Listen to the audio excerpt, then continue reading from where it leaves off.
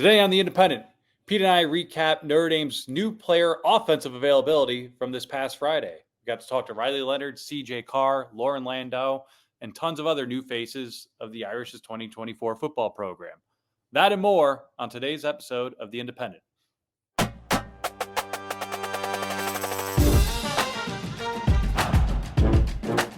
Welcome to The Independent. I'm Pete Sampson, joined as always by my co-host Matt Fortuna. And Matt, as you said in the open, I feel like a new phase of the offseason has started. The winter conditioning program doesn't start until there's access to the players participating in winter conditioning, including the new strength coach, which we got last Friday. There will be a little bit more access this Friday to defensive players. But you have to start with the quarterback because that's football. And last Friday, we got our first chance to talk to Riley Leonard as Notre Dame's quarterback. I've talked to CJ Carr before. He was in as well. But, I mean, your first impressions of Leonard, because immediately afterwards, it's natural to be like, a little different than Sam Hartman. But I'm not sure what other takeaway I could have other than, wow, that's a little bit different than Sam Hartman. Yeah, I don't think I'll go as harsh as our friend Tim O'Malley did in his musings this week when he wrote that there were, 100% related thoughts. Unfortunately, likability factor for Riley Leonard off the charts, ability to avoid road game turnovers and road to ignominious defeat TBD. That being said, Riley Leonard was very impressive.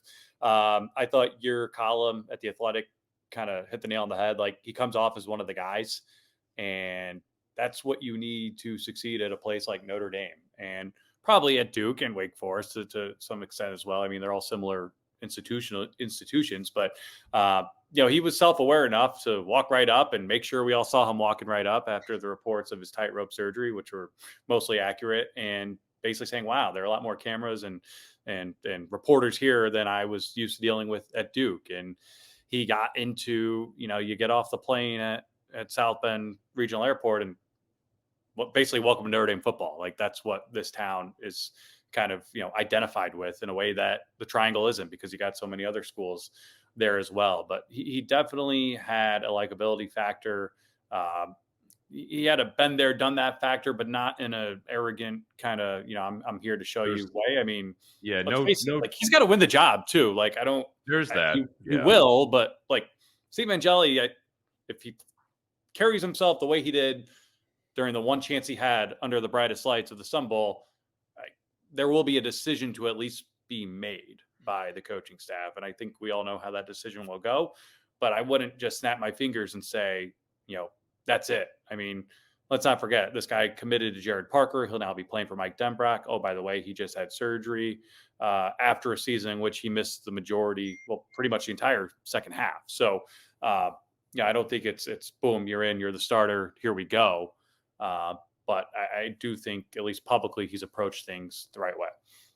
Yeah, I mean, it's pretty close to that, but there's not an error presumption about him. I mean, I think one of Hartman sort of had like this, I don't know, like rock star vibe about him that like Notre Dame really played up, and it moved the needle. I mean, you think about where he was 4 weeks into the season, you're like, all right, this is the quarterback they've been waiting for. And then obviously it all fell apart after that point. But, you're in a situation with Leonard where he's still developing as a player. And I think some Notre Dame fans view that when I've written that he's a developmental passer, which is not my opinion as much as his former OC's opinion, Kevin Johns, who I talked to for a story on The Athletic, like that's sort of seen as a negative. I don't feel that way at all. I think being a finished product for Hartman was a negative. He did not improve when he was at Notre Dame as much as at the Senior Bowl. He talked about playing in a different offense and leading a different group of guys. Maybe there's some intangible improvement there, some intangible benefits there. But I think with Leonard, he's got a ways to go as a passer. He knows that. I like that at the end when he finally got a question just about football, he said, essentially, I don't even think he mentioned his strengths. He said, my weaknesses are obvious, or we all know what they are, something to that effect. And I think that is, self-awareness and being comfortable in your own skin will take you, I don't know if it will take you a long way, but if you don't have it at a place like Notre Dame, it will stop you from going a long way. And the fact that Leonard seems to have both of those, I think, is significant. Easy guy to interview, especially when he's undefeated. We'll see what happens, when the rubber hits the road during the season. But I ran into a couple current players on campus just at random that night. I think I was going to like an indoor track meet. And we were just BSing for a second. I was like, oh, hey, we talked to Riley for the first time today. And the response was like, he is perfect for us. Like, and it wasn't, and the player immediately said like, that's not a slight on Sam. Like he was good too, but like Leonard he kind of has that one of the guy vibe about him. And I think that will play well in the locker room. I'll be curious to see like, it's NIL and everything. If it's not on social media, it doesn't happen. But like what was it? The Under Armour shoes or the Beats headphones, like Leonard, I wonder how Leonard would react if he was asked to do that kind of stuff. If he would just be like, not my jam. There was one video clip where somebody said like, every day feels like Christmas with Sam Hartman. Like, I don't know if another player would say that about Riley Leonard. I just don't know if he's as out there as Sam Hartman was last season. Yeah, it's not. I mean, younger, obviously, less proven to an extent, and 20, 21 years old. Sam Hartman was 24. He's older than probably the guy starting the Super Bowl for the 49ers this week, and among other NFL quarterbacks. I did think it was noteworthy in the self-awareness department where when Riley Leonard did get asked about a football question, he said something to the effect of, and I have to go back and listen to the exact quote, but he said, like, I thought at this point I'd be in the NFL. I'm not. So here we are, like very matter-of-factly, not in a disappointing kind of tone, just kind of, all right, like, what do I got to do to get there? Also self-aware, said Howard Cross owes him dinner since he basically ended his season last year. I'm glad they could kiss and make up and be good teammates about it. But he did sing the praises of Notre Dame's defense throughout kind of the interviews with us and the process of looking at who was returning from this unit, because he thought that was probably the best unit he faced last year. You had a good story on The Athletic this week looking at snap counts and just how much is coming back on that side of the ball for Notre Dame, particularly in relation to the lack of experience on the offense side of the ball. And that secondary, I think we all knew how good it could be and how good they were last year. When you look at the number of snaps coming back that you articulated oh so well, along with Rod Hurd coming in from Northwestern. I mean, that 2 years in a row now, I think we're talking about a unit that for so long looked like the Achilles heel of that defense, really in position to be absolutely dominant, if not one of the best or the best, I think, in the country next year, if all goes well. And that the snap counts, like, it only will tell you so much, right? Like, experience is quite valuable. That doesn't but I would still rather have a freshman Kyle Hamilton to slot in there in the secondary, because talent wins at the end. But when you have a coaching staff who's together, in theory, again, for a third year with Golden, Washington, Mickens, O'Leary, especially Golden, if you have a defensive coordinator who likes to get a little more complicated, then experience is a prerequisite for that. You can't get complicated with a freshman, no matter how talented they are. In my opinion. So, I mean, you look at the secondary, the snap counts, as I was totaling them up, I was like, is that right? Because that almost seems like too many snaps. But last year they started the season with 4,792 snaps among the starting five for their career, which is a ton. Ended up number one in the country in pass efficiency defense. It almost is hard to figure out a way that you can have that many more snaps than that. And yet, if you go with Hurd, Jordan Clark, Benjamin Morrison, I think I went with Jaden Mickey, and then Xavier Watts, be 7,020 snaps.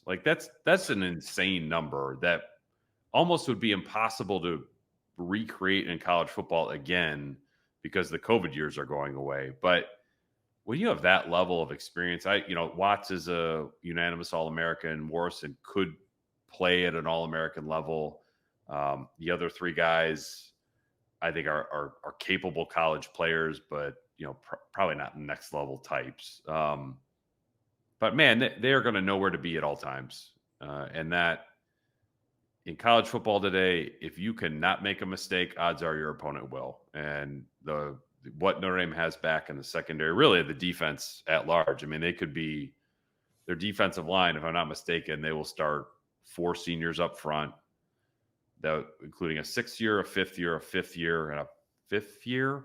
If it was RJ Oben, linebackers, 6th. Oben 6th. Okay, Oben is 6th. Cross 6th, Botello 5th, Mills 5th, Kaiser 6th at linebacker. 5 6-year guys probably starting on the defense. Yeah, it's pretty much like, can you get Drake Bowen caught up to speed as your middle linebacker, which is important. I mean, I don't want to downplay that, but man, that is a hell of an old defense. And with a NFL defensive coordinator, they should be buttoned up at the very beginning of the season, which, as Riley Leonard is learning Mike Denbrock's offense, is probably a good time to be very buttoned up, because I don't think Mike Elko is going to have Texas A&M rolling on week 1. But that, man, you're getting in a spot where you should have an incredible known quantity on defense out of the gate, and there are not a lot of teams that are going to be able to say that. No, that was another funny line from Riley Leonard where I said, I doubt when you picked Notre Dame, you were cognizant or really thinking about the fact that you'd be playing your former staff at week 1, and he cut me off like, "Oh no, I know, I'm well aware." I was like, "Okay, game on." As if there wasn't enough intrigue with that one. But I mean, you had a line in your story, contextually speaking. Rod Hurd arrives at Notre Dame with almost 1,000 more career snaps than DJ Brown had entering last year, when Brown was a 6th-year senior and kind of the old head of that group. But again, 5 guys out of 11 starting who will be 6-year seniors. I mean, Oben, Cross, Kaiser, 3 guys in the secondary. It's excuse me, or yeah, no, Kaiser, 2 guys in the secondary. Yeah, that's 5. Yeah, sorry, Kaiser, Oben, Cross, and Kaiser and Hurd. Yeah, it's look at the teams that, short of the recruiting juggernauts of Alabama and Georgia, Michigan last year, just sound fundamentally, did not miss tackles, did not turn the ball over. Old guys who had been through battles together. I think when you look, at least on the defensive side of the ball with Notre Dame this coming year, like there's no excuse to not be really, really good. And they already were really, really good last year. I think it's about taking that next step this year and finishing the job. And, when you're in those games, like Ohio State at the end, not letting it get to the point where you give up a 65-yard touchdown drive when your back's against the wall. There's a lot to be excited about with this group, especially with what looks like, again, it's February 6th. Things can always change, especially after the Super Bowl and with another Power 4 job open right now. But it looks like everyone's coming back, coaching wise on that side of the ball, which is exciting. I've seen Al Washington's name get thrown out for BC. I'd be surprised if they hired someone without head coaching experience for that job at this point. But, there's always possibility, I suppose. And also got to mention maybe the newsiest thing that's happened since we last talked, even if it was non-news, technically, Chad Bodenstein after Michigan, from my understanding, very strong pursuit of him, which I believe would have carried a massive pay raise as well. That's a big deal. That's a really big deal, because you're keeping your talent and you're boxing out, a regional, if not national rival. You're doing it with a guy who, would have been a big loss if for no other reason than he's Marcus Freeman's right-hand man. And if that guy were to leave, it probably would have, a lot of people could have read certain things into that, but that's huge for the overall recruiting operation, because you look at the way they've operated the last year, particularly in the 2024 class, with the relative lack of decommitments and just how sharp everything seemed to be. That's really, really big. I agree. I think that their recruiting staff moves around all the time. And some of them are significant, some are not. I think Bowden would have been real significant. And it's like you talk to, and over the years, I try to ask when I'm talking to prospects or their parents, which is, I'm not at the level of, 24/7 or Rivals people, because that's not my jam. But when you bring up Chad, the players light up. The parents usually laugh. Sometimes they roll their eyes. And I say that as a compliment because I think Notre Dame, the institution and the staff, it's hard not to do a great job recruiting parents at Notre Dame. It is much harder to appeal to the kids themselves at a place like this. And Bowden does a really good job of putting himself out there. It's not just like getting the recruiting media to show up for photos and like, you're dressed as a leprechaun or a referee or Secret Service agent. I could be wrong, but I think it was Jaden Greathouse. It was like, I'll shave my head if you commit. And he did. I asked Micah Gilbert. I joined the pod. Yeah. Right. It's like his hair is very high end. So I think it came back quite quickly, but I say I didn't know. Yeah. Since I last seen him, I didn't notice. Yeah, it was a lot. It was a couple years. It was like a year ago at this point. But I remember talking to Micah Gilbert on Friday of last week and asked him a little bit about that or just sort of Bowden and sort of his approach. And he's like, yeah, he said he was going to jump in the lakes when we committed. And he hasn't followed through yet. So hopefully that needs to happen in short order now that the weather's warming up a little bit. There was a kid, Jaden Lamar, who ended up flipping and going to Oregon at the end, but I was out in Seattle and went and visited him and asked him about Bowden. He was like, oh man, that's my guy. And they had a big official visit weekend where I think Bowden and another recruiting staff, it might've been Dre Brown. They showed up to South Bend Airport with like this boom box. And like, they're welcoming the kids as they got off the plane. And I think the South Bend Regional Airport essentially was like, get the hell out of here. You at least need to move to the sidewalk, if not across the street. But like, the guy puts himself out there. He's not afraid to just sort of like make a scene. And I think that really resonates with these kids where it's like, this guy is all in on me and like is putting himself out there. And like, I think that really resonates with these kids. So he's sort of like Notre Dame's ace for making the kids feel comfortable and sort of into Notre Dame is like, oh, this place might be kind of cool. Yeah, I think it's one in both of our years covering Notre Dame. I don't think we've ever heard anyone in the non-coaching division get kind of the glow up from recruits and parents and everyone the way he does. Right. I can't recall anyone in that. I can't either. I'd say there haven't been other valuable assets, but he's certainly a unique bird in that regard. The other part, and I say this complimentary, like, them and every good organization, I think, needs someone who's not afraid to piss on the fire hydrant and get people's, ruffle people's feathers and push things maybe sometimes too far, but further than they're usually intended to go. And I think he's done a really good job of that. And I think the fact that he chose to stay over going to Michigan, the defending national champs, where he probably would have had even more free reign just because it's a new operation there, I think is pretty telling and shows what a success he and his operation have been so far. And, I don't think he's staying unless he thinks the best is yet to come. And that's got to be encouraging if you're a Notre Dame fan. Yeah, it's just, it feels, with the Denbrock hiring, the Golden extension, Bowden retention, it feels like you keep like throwing that out there. And I still have it. Like it's there. It's been agreed upon. I think they're just waiting for the NFL. Denbrock and LSU were agreed upon too. Yeah, true. Fair point. But just like they're waiting for the NFL stuff to come and go, which is fine. But it just feels like Marcus is being backed in a way that like he couldn't ask for much more than this. And I got a question in my mailbag this week about that because somebody was like, hey, I saw that Freeman was listed on a couple national writers lists for Alabama. I think it was one tweet with like 20 names on it. Yeah. Yeah. Pete Thamel. And then like maybe, I think Andy Staples might've referenced it.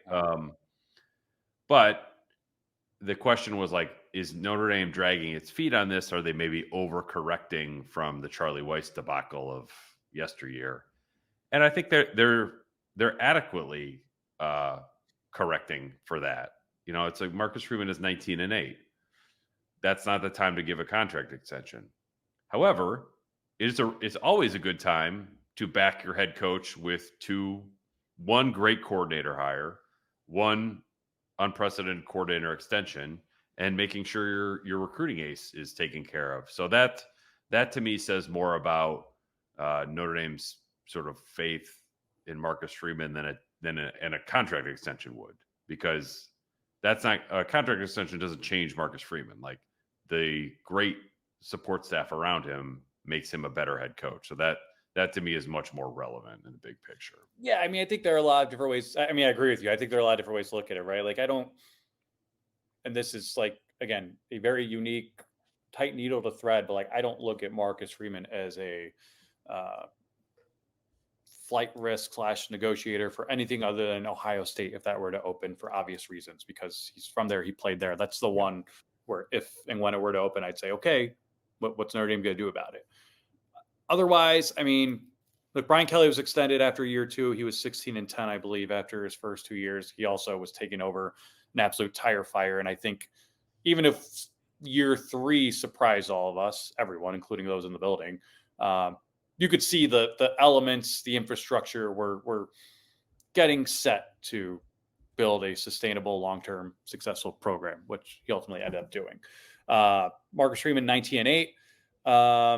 It's going to be interesting whenever that first loss, if it comes next year, comes, because that'll be loss number 9. And I say that because Brian Kelly's final 5 years in Notre Dame, he was 54-9, which is even better than I remember it being. And I was doing the math and adding up some records this past week. I was like, wow, like I knew he was good there. I forgot just how good he was. Not to say Marcus Freeman can't be better, but yeah, 19-8, you're going into year 3. I mean, this is the year, is you alluded to in your mailbag, like there's a mystique and aura around year 3 with Notre Dame coaches. Brian Kelly got asked about this enough times during that charm 2012 run that, you know, he got tired of talking about it.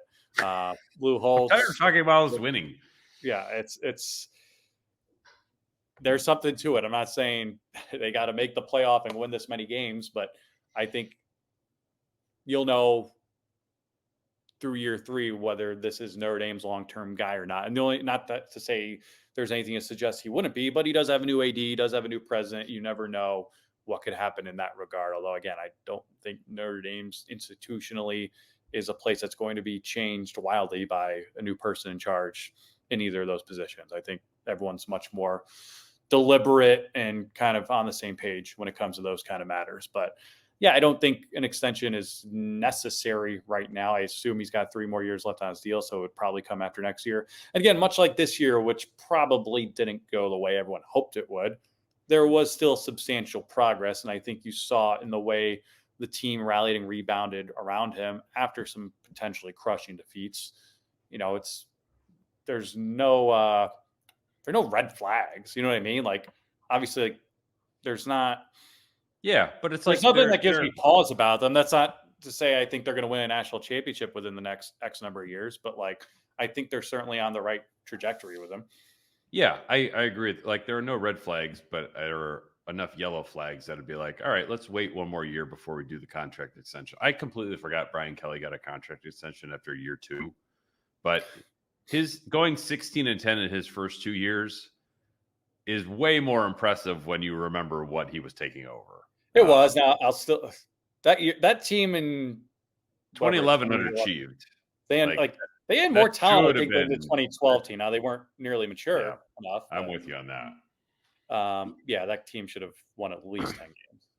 Yeah, but this year it's a prove it year for Freeman. He's got all the material to do it. You know, the schedule is accommodating on top of that. You know, coordinators, quarterback, defensive experience, all of that stuff. This is a year where he can go out and earn an extension. And I think that he almost certainly will. So that's why I'm like, all right, you don't need to rush into a new deal here. Also, if you're Marcus Freeman, the terms of that extension after going, I don't know, let's say 11-1, maybe they win a playoff game or 2, going to be way more favorable then than they would be now. Yes. So if Marcus Freeman was like, I don't want a contract extension, I want to bet on myself, I would respect that point of view on his part as well. The Ohio State thing, I don't know if there's a whole lot Notre Dame can do about that one way or the other. That just may be a personal decision on Freeman's right. I'm part. just saying that's the only, like, I don't think Marcus sees Alabama or USC or something over and say, hey, you know what? Let me get my agent on the phone. Maybe we can, like, the I previous wouldn't guy, think so. yeah, I think so, but not this one. Spring is around the corner, and that means it's time to get back outside with Roback, one of our favorite brands at the Independent. Whether it's polos, Q-zips, vests, crew necks, or hoodies, Roback is our go-to apparel when it comes to the golf course, gym, sitting around the fire, or even recording a podcast. You've seen Roback sponsor former Notre Dame athletes Audric Estime, Kyle Hamilton, and Michael Mayer. And if you've attended a Notre Dame game, you've surely seen the Shamrock Polo around tailgates and in the stands. Roback goes by the motto Crave Activity, and there's no better apparel to fit those needs. Listeners of The Independent can get 20% off your first purchase by using the promo code IRISH at roback.com. Again, that's 20% off all hoodies, polos, Q-zips, and more on your first order with the promo code IRISH. Visit roback.com. You know, one thing, this is kind of on the topic of coaches moving around a little bit. You had something on the Inside Zone, and I know Notre Dame fans love to talk about Boston College as much as possible, but it's interesting is, you know, I referenced Golden maybe going to the NFL. You know, we'll see what happens with Dylan McCullough as well, but just the idea that I think college coaches have, not all of them always, but like many of them have wanted to go to the NFL anyway for the last 5 years, but that may be more acutely felt now. And you know, when you see a Power 4 sitting head coach decamp for a defensive coordinator role, when you see the Chip Kelly stuff bandied about maybe even, you know, a college OC job, it just was bizarre to me. And you're more plugged in on a national level than I am. Like, is this as bad as it's been to be a college head coach when the NFL is there? Or is this just like a weird moment in time? And like Hafley was an NFL guy. Chip Kelly was an NFL guy. It maybe makes more sense for them than it does for others. And they're both on the hot seat. Both. Well. I mean, the college lifestyle is out of control. The calendar's out of control. Recruiting's out of control. And I don't say this to sound like an old man yelling at a cloud. Like, I actually enjoy college as a consumer and someone who makes his money off covering this sport. Like, the more chaos, the better. I enjoy it. Like, and I feel cleaner covering it in the NIL era, if that makes sense. Like, I feel like it's a level playing field in that regard. Like, the players have rights and can make money. That said, the fact that all this happened overnight, seemingly, after the powers that be spent about 150 years and probably that many billions in legal fees trying to fight it all from happening, has created this confusion and chaos throughout the sport. And that's what's become unsustainable, I think, for a lot of people. Now, I think Jeff Hafley's a unique cat in the sense that he's got an NFL background. Boston College it's a Power 4 job, kind of in name only, right? Like, it's one of the worst jobs in the ACC, which is one of the worst Power 4 conferences. And you could spin his tenure there however you want it. He made 3 bowls in 4 years. He also had a sub 500 record.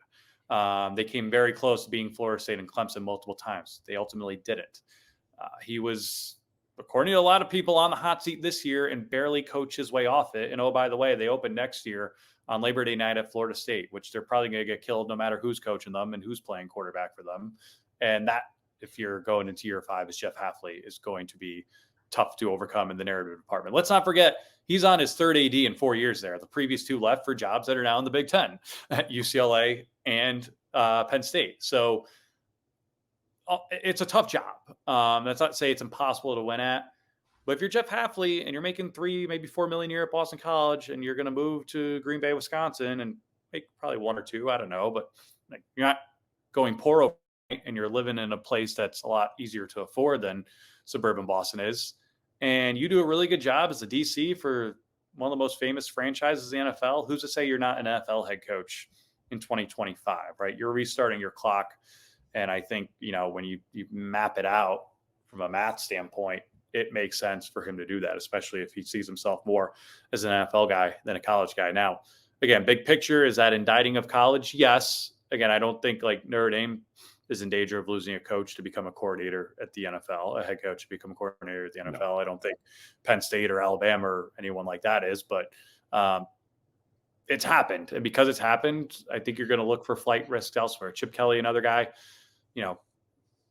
probably only held on to his job because it would have cost too much to fire him at a place that doesn't have a whole lot of money right now in UCLA. NFL background, has a lot of connections, out on the East Coast. You see his name popping up for NFL OC interviews. And from what I was told, at least one prominent college OC interview. We'll see. Again, he's another guy, though, that's kind of been there, done that at the college level and has never really been known for his recruiting chops or prowess. And wouldn't surprise me if he left UCLA. So what's this mean big picture? I don't know. I think college football has a lot of problems, and I think those problems are not what they – at the NFL, it's just a much healthier quality of life. I'd love to hear – and I think he's one of the few who actually enjoys the grind and the kind of sleepless nights that come with it, because I think he's wired that way. But, 2 years from now, I'd love to get Tommy Rees on here and say, all right, what was the difference between working for Nick Saban as a college coordinator at a place with that much pressure versus being a position coach in the NFL? Because I'm sure they're completely different. Yeah, I wonder if it is all just says more about BC and UCLA than it does about college football at large. And I think those two things are linked, because as the top of the sport continues to move away from everybody else, I mean, I think Notre Dame is in the top of the sport group, so they're protected. But if you're Boston College, the program goes 7-6 every year. Why would you put somebody in the hot seat because they had 1 3-9 season? And everyone's gotten fired there. It's not like no one's been there lately. Right. It's whether it's Adazio. I mean, I remember Jeff Agassiz, who got fired because he took an interview somewhere else. It just doesn't make a lot of. We opened the show talking about self-awareness with Riley Leonard. There are a hell of a lot of college football programs that have zero self-awareness. And I wonder if Boston College and UCLA are just two of those. BC is. Yeah, BC absolutely is. Yeah, UCLA, I didn't understand why Chip Kelly was on the hot seat at a place that in the last 25 years has had 3 10-win seasons. One of them was under Carl Durrell, and the other two were under Jim Elmora. They've won no conference championships in 25 years. What's the, one Rose Bowl? Last Rose Bowl was 1998. I don't get where UCLA is like, well, Chip Kelly, proven coach, you're on the hot seat. It just, I don't know. I think it's more mutual than it is. Yeah, maybe Chip Kelly's just fed up with the fact that, I can't do this here. I just think, it's never really been a football school, so to speak, especially in that town. You see, it's hard to get people to go to the Rose Bowl and fill that place up for a home game, but you see the lack of crowds there. There's a lack of interest. You just lost your great first-year defense coordinator to your crosstown rival because you couldn't afford to keep up, even though you're in the same town and going to the same conference with them. A lot of guys left that staff. Their QB's coach left to go to Oregon State. Deshaun Foster, I think, the running backs coach, just today announced Raiders. He's going to the NFL. So there's kind of been a mass exodus there. What's his name? Our friend, Dante Moore, basically said, I want to go somewhere I can get recruited and developed, or I can get coached and developed, which was a shot directly across the chest of everyone on that UCLA staff. Again, not taking everything an 18-year-old kid says publicly as gospel, but it's not a good look for them. So I just think it was, I'm with you. You look at the data and they're doing better than they've done historically, at least consistently, winning 8 games a year. But there are not a whole lot of good vibes around that program right now. You throw in the fact that they are going up a conference to the Big Ten next year. And I get the sense of wanting new energy and, a breath of fresh air, so to speak, but they kind of are who they are. That's not to say they can't be better, but I'm with you. It's not like this is some historical power that's fallen on dark times. Yeah. It's in the last 25 years, they finished ranked, I think, 4 times. That's what they are. They picked up a hell of a lot of Notre Dame transfers this winter with Rico Flores and no, he went to Cal, I thought. No, Tobias Merriweather went to Cal. Oh, sorry. Yeah, he's now playing in the ACC. That's right. Rico Flores, former Notre Dame DB, KJ Wallace is there, Ramon Henderson is there, and then Michael Carmody as a backup offensive lineman is there too. So, yeah, it's just that's where they are. I mean, you can always tell where programs fit based on the kind of transfers they get. Are you transferring up or are you transferring down? UCLA is getting guys who are transferring down. Notre Dame is getting guys who are transferring up.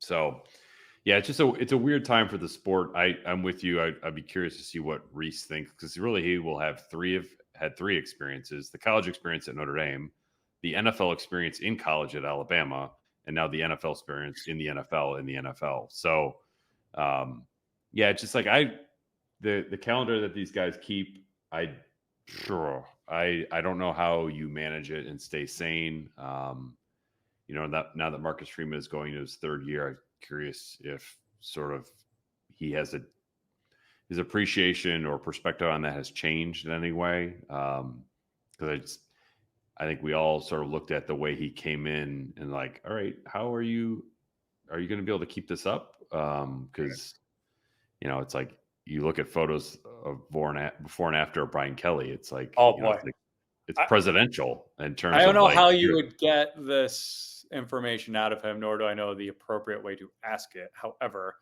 you look at his 2010 mugshot versus present day or 2021 when he left Notre Dame. How much weight did that man lose in his 12 years as Notre Dame's head coach? Yes. And loss, not gain, and probably a lot of it's stress, but it's very noticeable.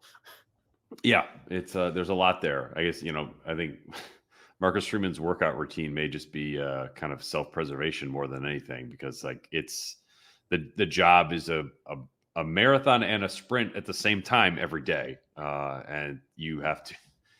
It takes a lot out of you. I don't know how he manages that, but I don't really know how any college coach manages that these days. And at least if you're a head coach, you're making a ludicrous amount of money. For an assistant, you just got to sort of hang on for dear life. Well, he's young, not too far removed from his playing days. He already had 6 kids, so it's not like his life was stress-free before he got to Notre Dame. But certainly there are challenges with that. The other part of it, and this goes back to the BC thing I want to mention, I do think it's more of BC in this context is not a little guy because they're in the ACC, they're in a power conference. However, they're kind of the worst of those power conference schools. But Kane Womack, Kalen DeBoer takes over Alabama, hires Kane Womack, head coach from South Alabama, to come be his DC, hires Mo Linguist, head coach at Buffalo, to come as his DB's coach at Alabama. Those are the ones where you look at the separation, the Big Ten, the SEC with their own little alliance thingy going on. Third-year head coach at Buffalo, you'd rather go be a position coach at Alabama. And you know what? That sounds crazy on the surface. You look at it, you do a good job as a position coach at Alabama, you're going to be a head coach and restart your clock somewhere better than the MAC. So it makes sense. Sean Lewis, living proof of that, basically getting fired by Deion Sanders halfway through the year and still getting a pretty good head coaching job at San Diego State after leaving Kent State voluntarily. So that's where I think the real kind of line of demarcation is going to come between the haves and have-nots more than NFL versus college.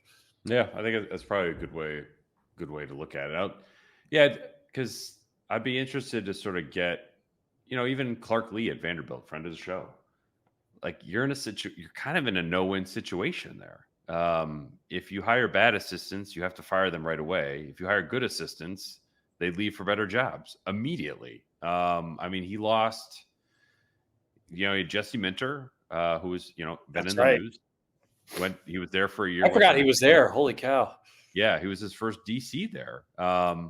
He lost. You can't do better than that. No, hired a DC at Vandy. But it's like you make a mistake on your OC, you have to demote him during training camp. Right. He lost his O-line coach to Wisconsin and his special teams coach to Penn State this offseason. So it's just like there's a food chain here, and if you're the bottom of it, there's just not a whole lot you can do. I mean, I think that I think there's clearly a food chain between Notre Dame and Wisconsin, between where Freeman is and old boss Luke Fickell is. You see Notre Dame just taking Wisconsin coaches. Right. On Thursday, they should get Owen Strebig, who is a 4-star offensive tackle from Wisconsin. Wisconsin never lost guys in state before. Now they are. It's just that's one of the hidden dynamics of college football. I think it's not that hidden, but I just find that fascinating to sort of see like where you fit in the food chain. And as much as I think we like to think that every season is sort of this new adventure, the food chain is what it is for a reason. Like it's hard to move up and down that ladder. You sort of are where you are, and you're some of these schools, I feel like they lack the self-awareness to realize that or accept it. I agree with that. I don't like, I think until last couple years, we were kind of in this, what's the point anymore phase of Alabama, Georgia are just going to win it every year. Or, Yeah. schools like the schools that get all the 5 stars. I do think NIL portal, other things have kind of evened the playing field among those upper tier schools, Notre Dame among them. But certainly when it comes to hiring resources and things of that nature, there are the haves and have nots, and that's getting clearer by the day. Yeah, I'm with you on that. It's just that Notre Dame is, we'll get into this probably next month when there's the official transfer of power from Swarbrick to Bavacqua. But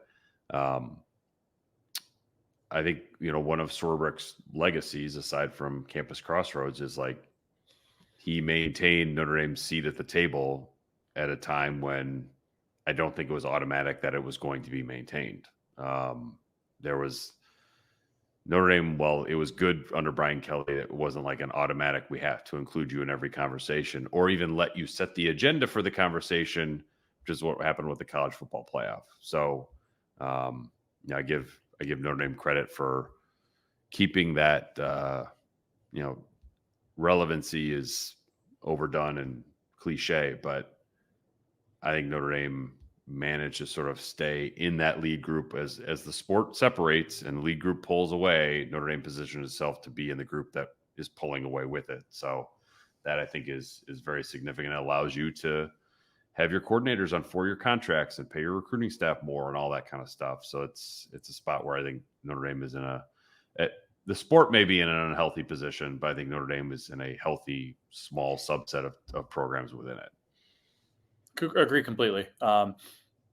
You look at most of the commissioners now outside of Sankey, they all came from, or outside Jim Phillips, they all came from different backgrounds, not traditional background. Swarbrick was like that as an AD, and I think was kind of viewed as an outside the box hire at the time. But when you're the AD at Notre Dame, you're essentially a conference commissioner of a conference of one, and you need to manage up, and you need to be aware of the trend lines going on throughout the country. And I think that's worked to Notre Dame's benefit extremely well. Yeah. Well, we will have more access to Notre Dame athletes on Friday. And then I think we're still awaiting sort of the announcement of spring practice, when that will start up, when we'll get to sit down with Mike Denbrock at some point. He would be a great podcast guest as well, I think. He would be a good podcast guest. Yeah. Or a meeting for beers kind of podcast guest. But we will, we'll be getting some more guests lined up, hopefully, as the offseason continues on, as football gets started back up with winter workouts and spring practices around the corner. All that good stuff here. So plenty to discuss. Super Bowl hot takes. Ooh. Are you a Niners fan? Did you like sneakily drop that on the pod? I mean, you can't be a Lions fan after last week. Yeah, well, I mentioned this on another podcast, but when I sat down with Joe Montana in Ireland before the season, at the end, because it's freaking Joe Montana, I was like, hey, I have to let you know, like, I grew up a big Niners fan. And he's like, where are you from? And I was like, Michigan. And he was like, how'd you get to be a Niners fan? And I was like, because the Lions were terrible. And so I did, when I was watching San Francisco, Detroit the other weekend, it did feel like a bit of my childhood was playing out right in front of me. But that was very fun to watch. But yeah, the Niners are a fun team. But look, I'm in a home with a teenage girl and a 10-year-old boy. So we got Taylor Swift and Patrick Mahomes. It's a tough combination to beat. So I think I will have to, like, at least outwardly pull for the Chiefs on Sunday, because that would make both of my kids very happy. Any prop bets? You're gonna let your $10? No, I'm still riding my Ben Skowronek one catch from 2 years ago. I don't. Maybe is there a Drew Tranquil? There's got to be a Drew Tranquil prop bet around, right? There should be, right? Tranquil versus Aaron Banks, I think, are the only two remaining. Yeah, I don't think we're gonna Aaron Banks holding or no holding. I don't think that's a prop bet, but there's got to be a Drew Tranquil tackles prop bet. I'm gonna have to look that up and at least find a $5 that I can put on that on DraftKings or whatever we're using these days. You anything for this weekend? No plans. I did do exact score, and not saying I think this will happen, but there's a reason behind it. I did exact score, Chiefs 31, Niners 21. I think that's at plus 15,000. And I bring that up because I don't know if you saw it going around. It went viral this week on Hard Knocks. Mecole Hardman was back in August, was on the Jets, and he got asked by the magician Oz the Mentalist for his Super Bowl prediction. And he said something to the effect of, my team will beat the 49ers 31-21. Obviously, his team is now the Chiefs and not the Jets. Oz the Mentalist, of course, pulls something out that says, oh, that's what I have too. I bring that up because Oz the Mentalist got his start at my dad's restaurant, working for free, essentially, when he was an unknown magician way back when. So anyway, that's like my little like sentimental way of maybe him paying it forward and giving me a hell of a lot of money if that 15,000 to 1 prop bet somehow hits. I opened up FanDuel just to see the player props. All I see is Mahomes, Purdy, Kelsey, Deebo Samuel, George Kittle, Brandon You can Ayuk, absolutely find something on Tranquil, McCaffrey, and Pacheco. I know we have a very dedicated listener of The Independent who will hear this and immediately text both of us. Here are the odds for Drew Tranquil's, or what he the may or may not be located where the Super Bowl is being played. Yeah, exactly. I don't think he'll be in attendance, but who knows? I do have one semi-Super Bowl related funny story. Monday, my youngest daughter's first birthday, we go out to breakfast. Who do we see sitting alone in the corner? And I knew it was him. One, because I knew he lived in the neighborhood, even though I'd never seen him. Two, because he was wearing an awesome, probably game-worn throwback white sweater with a Buffalo Bills helmet on it. Marv Levy, 98 years old, all by himself. Say Brian Polian. I did not get to ask him about the Polian family, but he gets up. He has a walker, but he's by himself. Walks by. I gotta say something. I just, hey coach, what do you think of the Super Bowl being in Vegas? But you never thought you'd see the day that happens. He goes, oh, I know. It's sometimes changes for the better though, but I'll happily watch it on TV. I got a better view at home. I said, yeah, you and me both. And he turns around to my two kids, 1-year-old and 5-year-old, two girls, and he goes, hey, watch the calories with these two. And then he walks away. So Marv Levy fat shaming my two daughters, which, as my friends who are Bills fans point out to me, is in no way, shape, or form anything remotely close to the most offensive thing a Bills coach has said within the last year, Sean McDermott. But it was a funny story to tell. And then the waitress comes over and she goes, oh, he's the best. He's in here every week. We always try to open the door for him. He doesn't want any help whatsoever. And I'm just like, man, 98, and you're still going at it just like that. So, pretty awesome. That's fantastic. All right. On that note, there will be no story that will top the Marv Levy anecdote. So we'll wrap it up there. Go Chiefs 31-21, and only 31-21. I think the Niners are actually going to win though. Maybe I'll go find a correct score. Chiefs win by 8 or 7 or something like that, and see what kind of trouble I can get into with that. So, but on that note, we will wrap up this episode of The Independent. We'll be back sometime in the next couple of weeks, hopefully with a guest to chat a little bit all things Notre Dame. Because there's always plenty going on. It's one of the beauties of the college football calendar these days, even if coaches, it's driving them to the NFL. So on that note, he's Matt, I'm Pete. Thanks for being with us on the latest episode of The Independent.